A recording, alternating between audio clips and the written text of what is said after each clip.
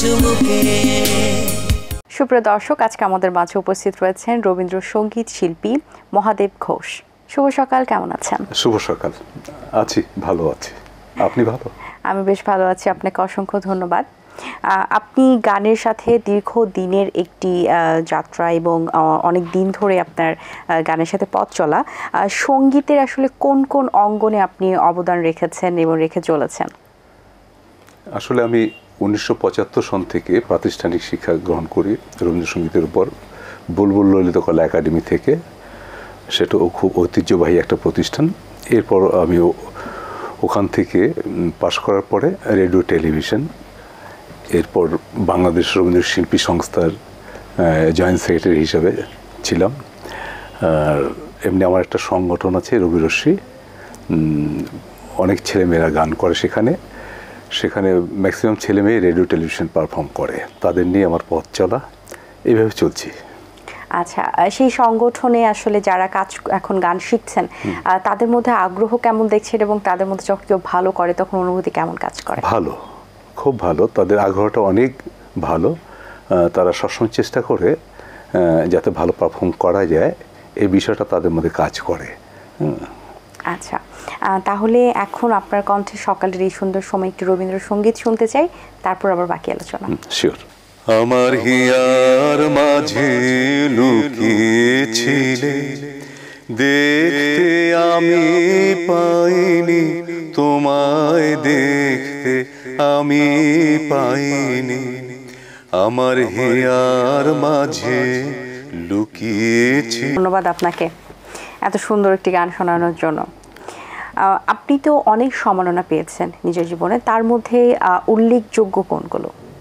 এগুলো আসলে প্রত্যেকটা সম্মানই মানুষকে খুব উৎসাহিত করে, আনন্দ দেয়।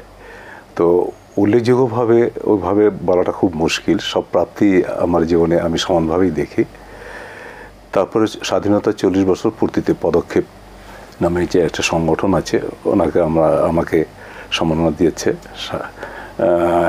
তারপর ভারতেও বিভিন্ন জায়গায় সম্মাননা পেয়েছি বিভিন্নভাবে, আগরতলা, পশ্চিমবঙ্গে, এছাড়া মেলবোর্নে সঙ্গীত পরিবেশন করে বেশ আমাদের বিখ্যাত রবীন্দ্রসঙ্গীত গায়িকা শ্রাবণী সেন আর আমি, আর দুর্বাদল চট্টোপাধ্যায়ের তত্ত্বাবধানে বিশিষ্ট মিউজিক ডিরেক্টর, ওনার তত্ত্বাবধানে আমরা গান করেছি। খুব ভালো লেগেছে সময়টা আর কি। আচ্ছা, দেশের এবং দেশের বাইরে তো অনেক জায়গায় আপনি পারফরমেন্স করেছেন, সো আর কোন কোন জায়গায় করেছেন এবং সেই সাথে আসলে অভিজ্ঞতা আসলে সবচেয়ে বেশি যদি বলি দেশের বাইরে অনেক দেশের মধ্যে সবচেয়ে বেশি কোন জায়গায় আপনি ভালো ফিল? সবচেয়ে বেশি রবীন্দ্রনাথের গানকে নিয়ে কাজ করা ত্রিপুরায়, আগরতলায়, নিঃসন্দেহে। এরা খুব নিবেদিত প্রাণ এই মানুষগুলো, সঙ্গীতের প্রতি তাদের খুব যত, বিশেষ করে কলকাতা থেকে আর্টিস্ট না এনে বাংলাদেশের আর্টিস্ট তারা বেশি পছন্দ করেন। এটা জানি না কী কারণে, হয়তো বাংলাদেশের প্রতি তাদের টানটা একটু অন্যরকম, হয়তো বা কলকাতারও আছে, কিন্তু আমি সেটা ছোট করে দেখছি না। মানে আমার মনে হয় মানে ত্রিপুরা, আগরতলার এই টানটা খুব বেশি। আচ্ছা, আপনি মেলবোর্নের কথা বলছিলেন, আর সেখানে আসলে কেমন অভিজ্ঞতা? সেখানে আমি প্রায় 15 দিনের মতো ছিলাম। সেখানে আমাদের মঞ্চ পরিবেশনা ছিল 3টি, এছাড়া বিভিন্ন ওই যারা সঙ্গীত মনা তাদের বাসায় সঙ্গীত মানে আসর করা, এগুলো মানে বিদেশের মাটিতে যেটা হয়, বিশেষ করে বাংলা ভাষাভাষী যারা আছেন তাদের একটা টান তৈরি হয়ে যায় খুব, মানে বাংলা গানের প্রতি। বেশ আমি 15 দিন পরে যখন এয়ারপোর্টে আসলাম, সত্যি কথা কি চোখের জলে মানে ওরা আমাকে এরকম মানে বিষয়টা ভালোবাসার বহিঃপ্রকাশটা, মানে দেশে প্রতি যে টান, এটা বিদেশের মাটিতে গেলে আমাদের যে বাঙালি ভাই বোনরা আছে বোঝা যায়। তাহলে এই মুহূর্তে আপনার কণ্ঠে আমরা আরেকটি রবীন্দ্রসঙ্গীত শুনতে চাই, কোনটি শোনাবেন? শিওর, দেখি আগে একটা।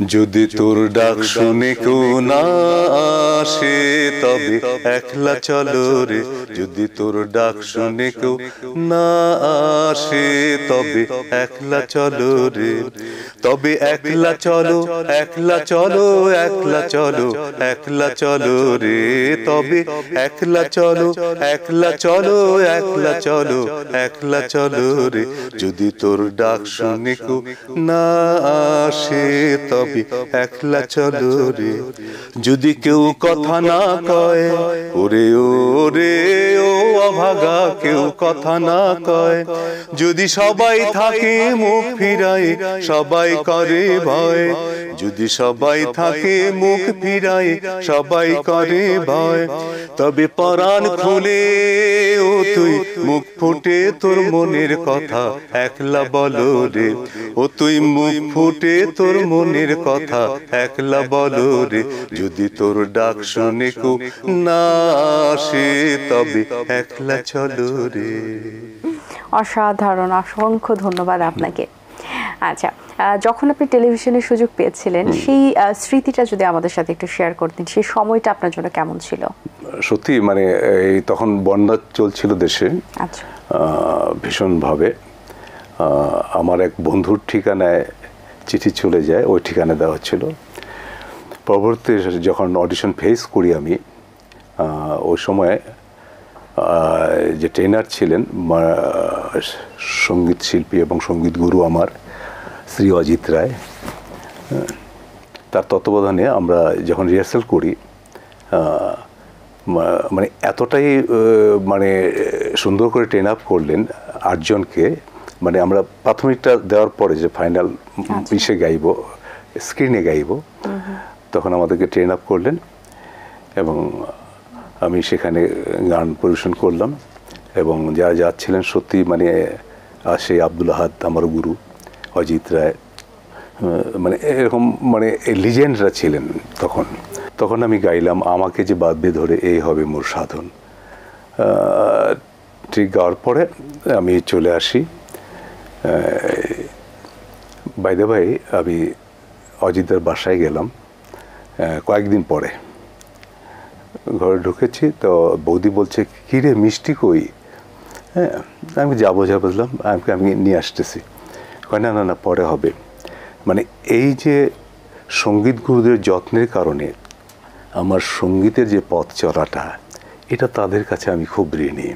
বিশেষ করে কলিম শরাফি, সৈয়দ কলিম শরাফি আমাদের সঙ্গীত অঙ্গনের অন্যতম একজন পথিকৃৎ, এবং আব্দুল আহাদ স্যার, অজিত রায়, সুদিন দাস, অনুপ ভট্টাচার্য, মানে আমি এদেরকে পেয়েছি।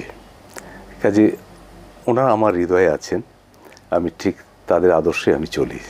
রবীন্দ্রসঙ্গীত আসলে এটা অন্যরকম একটি সঙ্গীত। এই গানগুলো শুনলেই কিন্তু আমাদের মন ভালো হয়ে যায় এবং রবীন্দ্রসঙ্গীতকে নিয়ে কিন্তু অনেক বিশ্লেষণ সবসময় যারা ভালোবাসেন রবীন্দ্রসঙ্গীত তারা কিন্তু করে থাকেন। তো যারা আসলে রবীন্দ্রসঙ্গীত করেন কিংবা যারা এখন রবীন্দ্রসঙ্গীতের উপর চর্চা করছেন, তাদের জন্য আসলে সাধনা করাটা কতটুকু প্রয়োজন বা ধৈর্য ধরে সঙ্গীতের পথেই লেগে থাকে, এই বিষয়গুলো নিয়ে যদি আমাদের একটু বলতেন। আপনাকে ধন্যবাদ। খুব একটা গুরুত্বপূর্ণ কথা তুলেছেন। সেটা হলো আমাদের কিছু ছেলেমেয়েরা আছে মনে করে যে আমি কিভাবে তাড়াতাড়ি রেডিও টেলিভিশনে গাইব। বিষয়টা কিন্তু এটা হওয়া উচিত না। যেমন আমার কথাই আমি বলি, আমি 75-এ ভর্তি হলাম 1975 সনে বুলবুল একাডেমিতে। আমি দীর্ঘ 12-14 বছর পড়েছিলাম। 4 বছরের কোর্স, কিন্তু 4 বছর এনাফ নয়। তারপর আমি সার্টিফিকেট পরীক্ষা দিই। তাহলে আমার এই অভিজ্ঞতার আলোকেই আমি প্রত্যেকটা ছেলেমেয়েকে বলি যে সঙ্গীত গুরুমুখী বিদ্যা, এটা তোমাকে অনুশীলন করতেই হবে, পারফর্ম করতে হবে। মানে এখন আমি একটা গান পারফর্ম করলাম, কিন্তু যখন এটা গাইতে গাইতে গলায় যখন 1 বছর হবে, 2 বছর হবে গানটার, তখন কিন্তু এটার মজাটাই অন্যরকম হবে। কাজে প্র্যাকটিস ছাড়া উপায় নেই। আর গান শুনতে হবে। শোনাটা একটা বিশাল আর্ট, কারণ যত তার কান তৈরি হবে আসলে তো ব্রেইন থেকে যায়, এটাকে ধারণ ক্ষমতা এবং কণ্ঠের মাধুর্য দিয়েই তো আমাদের সঙ্গীত। সেটাই আমি সব ছেলেমেয়েদের বলি, অনুশীলন প্লাস গান শুনতে হবে এবং ভালো শিল্পীর গান শুনতে হবে। হ্যাঁ, আমরা বলে স্যার নাম বলেন, আমি কই তোমরা খুঁজে নাও কোন কার কার শিল্পী ভালো লাগে, তোমরা তোমাদের মতো খুঁজে নাও, কোনো অসুবিধা নেই। যেমন আমি প্রতিনিয়ত গান শুনি, আমার দ্বিধা নেই, আমি যাদের গান ভালো লাগে আমি গান শুনি, সত্যি কথা যেটা। এইভাবেই ছেলেমেয়েদের বলি যে গানটা বুঝে গাইতে হবে। রবীন্দ্রনাথের গান বাণী এবং সুর প্রধান, বাণীর সাথে সুরের যে সমন্বয়, এটা অন্য গানে এইভাবে দেখা যায় না, বিশেষ করে রবীন্দ্রনাথের গানে আমরা এটা খুঁজে পাই। আচ্ছা, এবার আপনার কণ্ঠে আরেকটি গান শুনতে চাই, কোন গানটি আমাদেরকে শোনাবেন? ওইটা একটা জনপ্রিয় গান আছে, ওই চমৎকার চমৎকার, খুবই খুবই ভালো লেগেছে, কারণ খুব পছন্দের গানগুলোই আপনি বলছিলেন, আমার লিস্টের পছন্দের গান এগুলো। আচ্ছা, আপনার কাছে কি মনে হয় নতুন প্রজন্ম যারা এখন গান করছেন আসলে তাদের মধ্যে একে তো রবীন্দ্রসঙ্গীত নিয়ে আমরা কথা বলছিলাম, তার পাশাপাশি ভালো গানগুলো কি আসলে তৈরি হচ্ছে কিনা, বা নতুন যারা আসছেন আমাদের মাঝে তাদের মধ্যে কি আসলে আমরা এমন কোনো শিল্পী খুঁজে পাবো কিনা, যেমন আমরা যারা যারা লিজেন্ডারি শিল্পী রয়েছেন তাদের কথা যেমন এখনো বলি, আমরা তাদের কথা এখনো আমরা চর্চা করি, সেরকম শিল্পীকে আমরা ভবিষ্যতে পেতে চলেছে কিনা, বা আদৌ সেই সম্ভাবনা আছে কিনা, আপনার কাছে কি মনে হয়? আমি সবসময় পজিটিভ ভাবনাটা আমার থাকে, অবশ্যই আছে। আমাদের জেনারেশন যে দু একজন বের হয়নি তা নয়, সেটা আমরা যদি 50 দশক থেকে শুরু করি, দেশবিভাগের পর তো শুরু করি, যারা আসছেন আমাদের সেই আব্দুল আলিম, আব্বাস উদ্দিন সাহেব, ফোকের দিক থেকে, ভয়ের দিক থেকে, আবার রবীন্দ্রনাথের গানে যেমন আসছেন আমাদের সঞ্জিদা খাতুন আপা, তারপরে ওয়াহিদুল হক, অজিত রায়, এরকম করিম শরাফি, আব্দুল আহাদ। এরপর ধাপে ধাপে দেখেন, এরপরে 70 দশকে এসে যেমন আমরা পেলাম কাদরি কিবরিয়া, পাপিয়া সারোয়ার, তাই না? ঠিক 80 দশকে আবার আমরা, ঠিক আছে। এইভাবে এই একটা ধাপে ধাপে যদি আপনারা করি, দেখবেন এখন আমরা যারা গাইছি, ফাহিম হোসেন চৌধুরী, বুলবুল ইসলাম, আমরা যারা গাইছি, সাজেদ আকবর, সালমা আকবর, এরকম আছে, অনেকেই আছে, এটা পরম্পরা। এরপর দেখবেন যে আরও কিছু ছেলে মেয়ে আছে গান করছে, নতুন ভালো অনেকেই আছে। আমি দু একজনের নামও বলতে পারি। মুস্তাফিজুর রহমান তুর্য একটা ছেলে, খুব ভালো গান করে, যত্ন নিয়ে গান করে। তারপরে মামুন জাহিদ, এরকম অনেকেই আছে, মেয়েদের মধ্যেও আছে, এরকম আছে। তারপরে আমাদের ওই 80 দশকে যদি বলেন, বন্যাদি ছিলেন, রেজনা চৌধুরী বন্যা। তারপরে এরপরে যারা আসছে, আমাদের অদিতিও আসছে, অদিতি মহসিন, তারপরে লাইসা আহমেদ লিসা। এটা পরম্পরা, এটাকে আমি সবসময় পজিটিভ দেখি, আমি নিরাশ হই না। হ্যাঁ, কাজে ছেলেমেয়েরা আসবে। হ্যাঁ, এই ছেলেমেয়েদের আসার জন্য আমি বলবো, এই মিডিয়ার এই যারা বেসরকারি চ্যানেলগুলো আছেন, আমি বলবো তাদের কাছে অনুরোধ জানাই যে অনেক প্রতিভাবান ছেলেমেয়েরা আছে, তাদেরকে একটু তুলে ধরেন, তাহলে তারা উৎসাহিত হবে এবং তারা আগাতে পারবে। আগে ছিল বাংলাদেশ টেলিভিশন, একটাই টেলিভিশন, একটা ইলুশন দেখবো, হয়তো যদি মাসে 2-3টা প্রোগ্রাম করতো, ওই ফেসটা পরিচিত হয়ে যেত। এখন হয় কি, এত চ্যানেল হওয়াতে কোনটা থেকে কোনটা শুনবে মানুষ, এরকম অবস্থা হয়ে গেছে। যদি এরকম রবীন্দ্রনাথের গানের উপর, অথবা আধুনিক গান বা ফোক গান, যে আমাদের সংস্কৃতি অঙ্গনে যে সমস্ত গানগুলো আছে, এগুলোর ব্যাপারে যদি বেসরকারি চ্যানেলগুলো, যত্ন আছে তাদের, অনেক যত্ন আছে, কিন্তু যারা একেবারে মানে নিবেদিত প্রাণ গানগুলো করে, গান করে, তাদেরকে ওইভাবে বেছে যদি সুযোগটা দেওয়া হয়, আমি মনে করি এই প্রজন্ম আরও বেটার করবে। জি, আপনাকে অসংখ্য ধন্যবাদ, খুব সুন্দর কিছু কথা বলেছেন, সুন্দর গান শুনিয়েছেন, অনেক শুভকামনা রইল, ভালো থাকবেন সবসময়। আপনাদের জন্য শুভকামনা রইল, চায়ের চুমুকি অনুষ্ঠানে আমাকে সুযোগ করে দেওয়ার জন্য। প্রডিউসার, সহ প্রডিউসার যারা আছেন এবং কর্মকর্তা এবং ক্যামেরায় যারা আছেন এবং এই ক্যামেরার পিছনে যারা কাজ করছেন শব্দ নিয়ন্ত্রণে, সবার প্রতি আমার অকৃত্রিম ভালোবাসা এবং অভিনন্দন রইল। আপনাকেও আমার অভিনন্দন জানাচ্ছি, শুভেচ্ছা জানাচ্ছি। দর্শক, আজ এই পর্যন্তই। আপনাদের সঙ্গে দেখা হবে আগামী পর্বে নতুন কারোর সঙ্গে। সেই পর্যন্ত ভালো থাকবেন, এবং আজকের এই সুন্দর ড্রেসটি স্পন্সর বাই আনজারা। সবাইকে আল্লাহ হাফেজ। দিন আসে দিন যায়, সময়টা চলে যায়, তবু আছি এই বেশ ভালো। জীবনটা রঙময়, যেভাবেই হওয়া চাই, নয় কবু সাদা কালো।